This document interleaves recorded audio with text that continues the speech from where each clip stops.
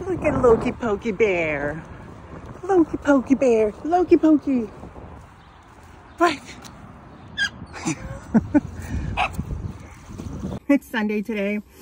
And yeah, so we don't have thrift. We're taking a little bit break from thrifting because it's just no production. So Friday had no production at most value villages. I believe one put out, but there was no production staff, but I guess it was just prepared carts already. And then Saturday, no production. Sunday, no production. Monday, no production because it's a holiday. And then Tuesday, they go back into production. So Tuesday's probably going to be a banger for things at the thrift store, but also Senior Tuesday. So it's going to be a little hectic. On the weekends, I usually just roll out of bed. I don't do anything. Don't brush my teeth. Don't wash my face. Just make sure there's nothing on my face. And then I go walk Loki. But then sometimes I get to go to the grocery store because it's less busy. Want to get some stuff because they're probably going to be closed tomorrow. I'm not sure though. Some places are open on the holidays, but most of the stuff in my town are closed for the most part on holidays. But I found everything to be a little bit expensive at the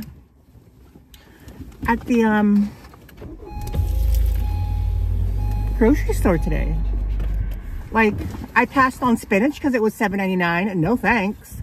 The one in the container was $7.99. The one in the plastic bag was $5. Well, I usually get them on sale for like $2 or $1 when it's almost expired, but I am paying no freaking $5 for spinach. Sorry, no, I don't need spinach that bad. I did buy these whole wheat dinner rolls. They were $2 off, so they ended up being like $2.50. I got some hummus because oh, Loki's here, by the way. Got this hummus. It's a little expensive, so I paid like $33 for everything. This hummus is a little hummus to go package. Do you know that hummus and crackers at freaking Starbucks are like $4? This was like $2.50. I just wanted something easy, you know, and to go, like easy to go in my fridge. So if I'm hungry, which usually I'm not anyway, but sometimes I get hungry at night, I'll eat that. It's low cal and somewhat healthy. I also bought this just because it's ready to go and it was $3 off. So it's basically like egg, hummus, cherry tomatoes. Oh, I didn't know there was cucumbers and these little pita kind of breads. This ended up being like three something. So I feel like that's a little bit of a deal and it's healthy. These I didn't need to get, but they look so good and it's my favorite. So I ended up getting the banana chocolate chunk muffins. Oh my god, I love banana and chocolate chip together in muffin form. Yum. What else did I get? Oh, I got some sliced cheese. Not the healthiest, but I like them. And then I love my grocery store because you can always get these for free. And I don't want to abuse the policy, so I only get like one of each. But I get their dipping sauce, so Heinz barbecue, honey mustard, and sweet and sour. And so they give this out for free, which is nice. But I did get it because I got this, which is the chicken tenders, vegetarian, the Gardein ones. I like it because it's very breaded, so it actually tastes like chicken. And then the last thing I got was eggs, and I go through eggs a lot, and I feel like eggs is probably one of the most expensive things that's gone more expensive. And it's probably the one thing that I eat a lot of most often. So I do like omelets, scrambled eggs, I do boiled eggs, I do, what else do I do? I do a lot with eggs and they taste good. So that's probably the reason why I could not be vegan, is because I love eggs. So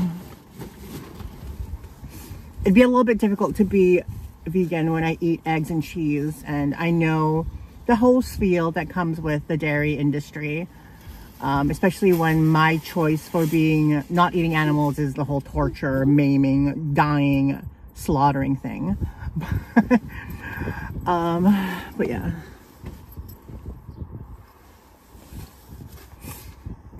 Hi baby, you doing okay? I did this concoction of aloe vera juice, witch hazel, lavender, lemon, and what's the last one? Oh, cedarwood. And I did like a whole concoction of it, that recipe I found on YouTube from this veterinarian doctor, holistic one, and it's been working because I found a tick on Loki on his face. Thank God I caught it in time and killed that effing thing, even though I don't really want to kill it because it's just trying to have a meal, right? But if you're trying to attack my dog and you're trying to attack me and you're trying to give me disease, you're going to die. But yeah, so I sprayed him. It was expensive for the ingredients though. I think the essential oils came out to like $15 each. There's 3 of them. Witch hazel was like $5. No, wait. I think the essential oils were $10 each. Yeah, $10 each. Some were a little bit more, some were a little less. Then the aloe vera juice was like $11, $12. The witch hazel was like $10. It came out to like almost $70 for everything. And I had to order the spray bottles. Anyway, he only got he only got a tick once, and now he hasn't had a tick again. I even walked him through that patch where I know that he got it from, and he didn't get any, so that's good. And his fur is very silky and smooth, but it could also be from the salmon oil that I've been, like supplements that I've been giving him. You are an expensive little boy. Yes. Yeah, I give him like I give him the tartar breath thing. I try to brush his teeth, but he's not having it. So the only time I really get his teeth really brushed is when he gets groomed, which is once every 2 months. So I supplement, I try to brush his teeth, and I get where I can. I do that every other day. I should probably be doing every day. And then, so I give him like the little like supplement tartar plaque thing in his water. And then I give him salmon oil. He loves the salmon oil on his food. And that's just for, I guess, you know, for his health and silky coat. And his coat is silky as heck.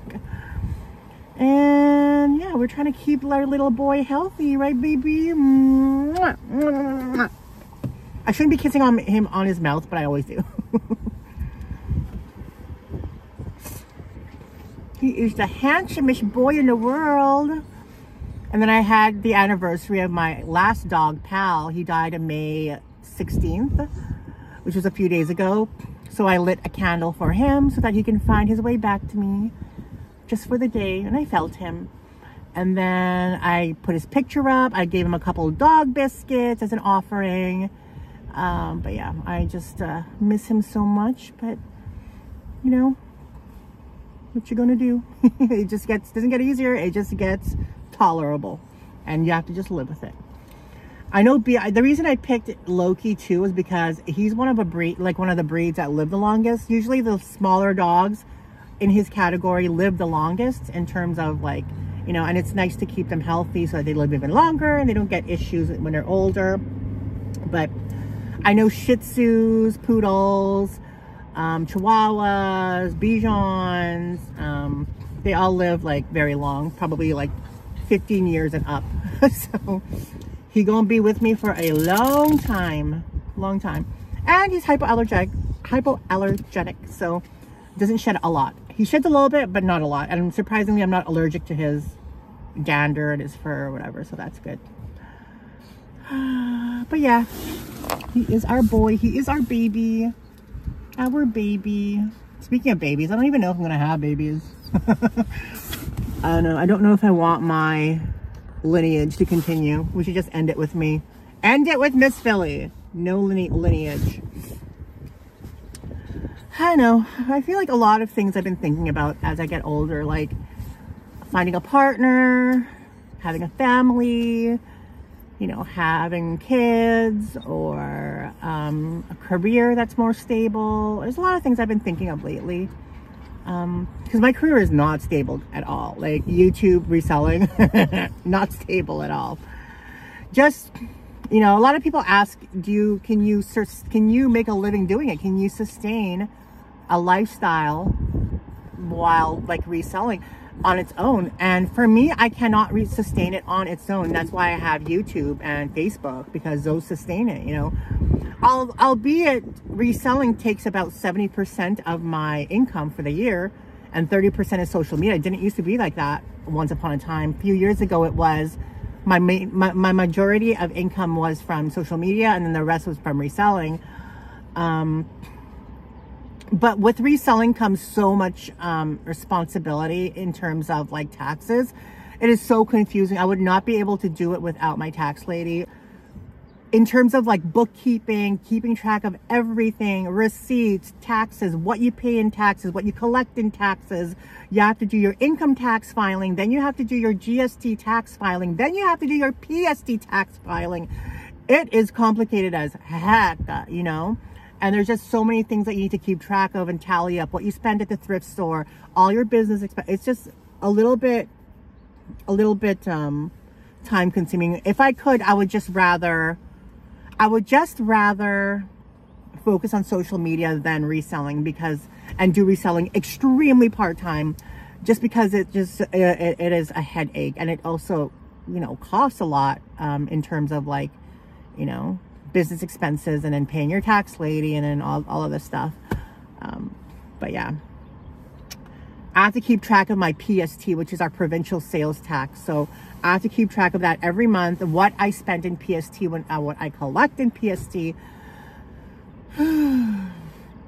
And because it's a provincial sales tax, you only collect that from people that you sell to locally.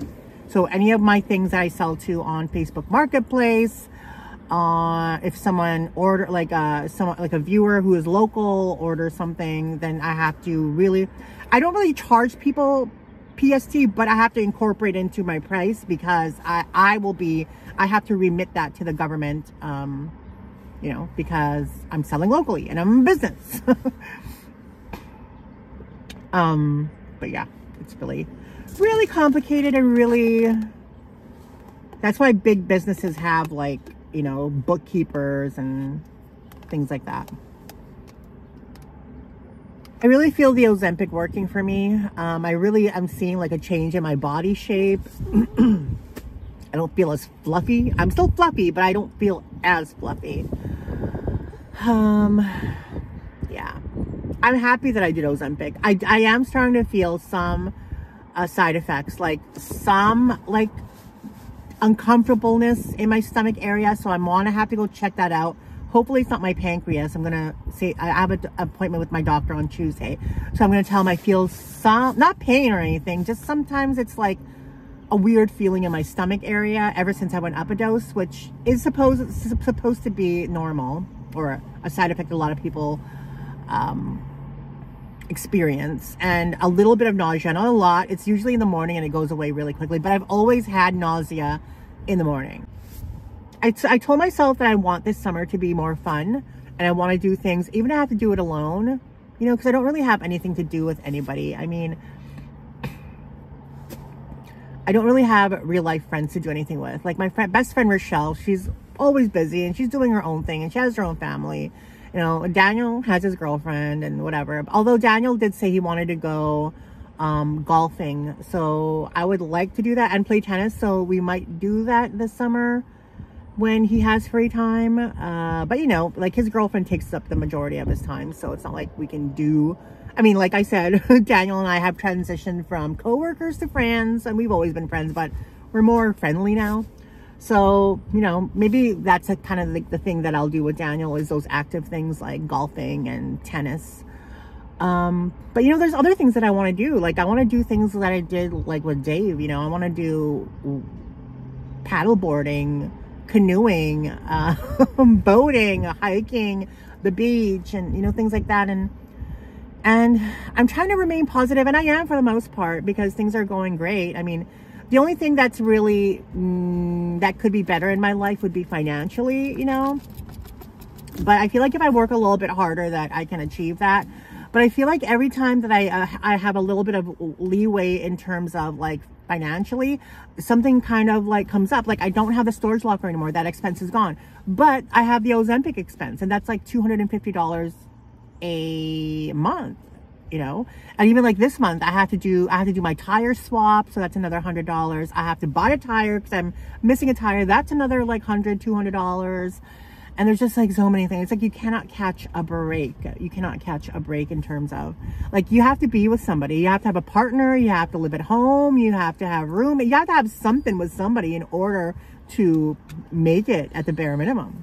But I was saying earlier too about, before I got into the taxes, how someone had asked, like, can you financially sustain yourself on reselling? I feel like you can, but you really need to hustle, and it's going to be like a 24-hour job rather than a part-time, full-time job, you know, because I cannot sustain myself full-time without reselling without the YouTube and the Facebook. Like, I would probably have to downsize an apartment. I have to cut so many extra things out of my budget in order to afford a bare minimum lifestyle if I'm a reseller, you know? So, like, for people who want to be a reseller, like, you really have to find a moment, because I've been doing reselling for like since as a business full time since 2018, and the fact of the matter is just so many people are doing it now. But I've been reselling since, like, I'd say 2012. So between 2012 to 2018, I wasn't making enough income in order to, like, claim it as a business or claim it to the government. Like, I was making, like, very low, just really severely part-time. It was only in 18 was when I started making more money, and I consulted a tax person. There's like, yeah, you need to claim it to the government or else you're gonna be owing them a lot of money. So I'm like, okay. So yeah, so in this moment in time, I would not recommend people to be a reseller, only because there's so many people doing it. It is extremely trendy, and it is just way harder, especially if you're like, maybe in bigger cities it might be a little bit easier, but in like medium cities like this, it's a little bit harder because there's just so many people doing it. There are the hardcore hustlers, which are the actual resellers.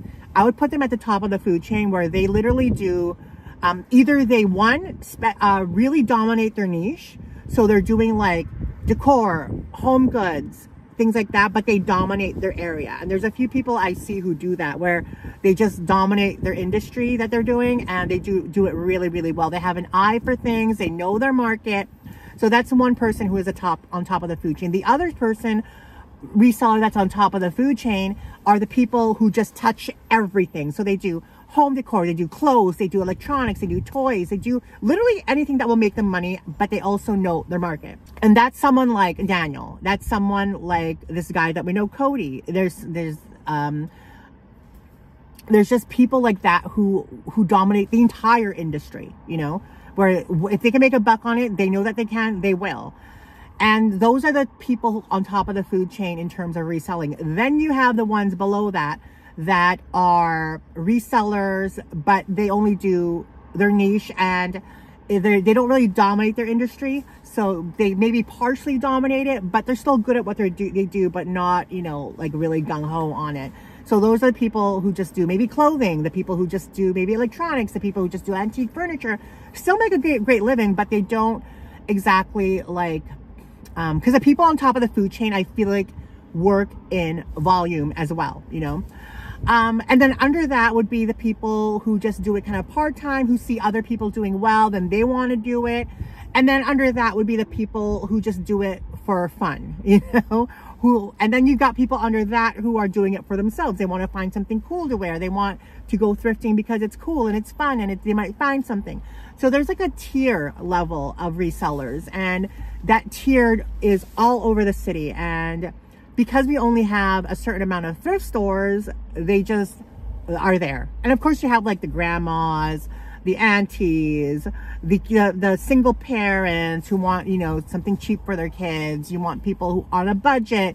You want the trendy folks who see things on Pinterest. So there's just so many people at the thrift store. Once upon a time, when I used to thrift, even before when I used to resell in 2012, I used to thrift like in 2009. It was just so, like, it was just very, very, there wasn't a market for it for the most part. There were just people thrifting, you know, just old people thrifting, people on low income thrifting, people who, before it became a trend, you know. So yeah, it is a hard game to play, and like right now I feel that I'm a little bit stuck in terms of thrifting just because there's so many other people. Like, I started doing cameras, and I cannot take credit for that because it is I saw other people doing it and I jumped on the bandwagon. And I was late on that trend, very late on that trend. I only started cameras around January of this year, and cameras have been trendy since I would say last year. So I was very late to the trend. And right now you're maxing at the peak of its trendiness and a lot of people are buying it. Will it go down? I do not know. But then like when it does go down, what am I going to do? You know, do I go back to purses? Like I still do purses, but there's just like, again, a lot of people looking for purses and a lot of people doing that.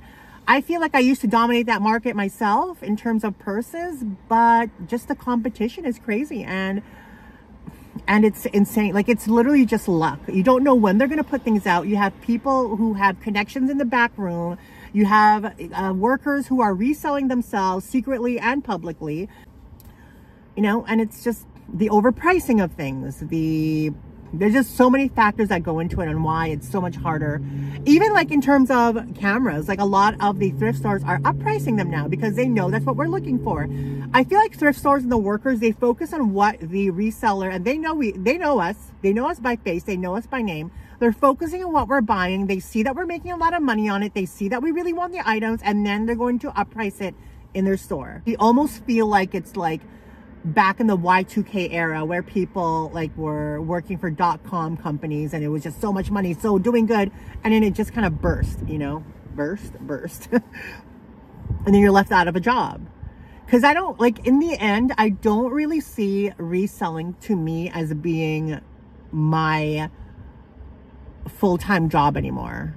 Like, I honestly see it as either social media blowing up, or, you know, like what I really want in life is I want to own like several properties. I want to own businesses. Like that's really what I want to do in life. Like I want to own like maybe like a small little restaurant or a little apartment building, or like not a huge apartment building, like maybe a small little 8-unit, you know, 2-bedroom each, 1-bedroom apartment building that I manage, that I own. Or maybe like a small little store, like a little ice cream shop, you know, like several businesses that make you money, you know. But again, you need hundreds and hundreds or even millions of dollars in order for that to happen. And that's something that I just do not have. And I don't know if I'm ever going to have, you know. So it's just like, at this point, it's just a dream. This moment, I'm just literally living paycheck to paycheck. If all of a sudden I had to have like $1,000 repair on my car, I would not be able to, that's not in my budget. Like it's something like I would be out of a car until I either save up for it or I somehow get the money. Like it's a bill that I cannot afford, like just like that, you know, which is sad because I would love to have like a savings, something to fall back on in order, you know, or an emergency fund. I just cannot afford an emergency fund with everything that I'm paying for already. Anyway, that is the video. It's just very all over the place. It's just kind of like a check-in extra video because I've gotten a lot of those questions about reselling, and I want to, and Loki's bored now, so we got to go, right, baby? Right?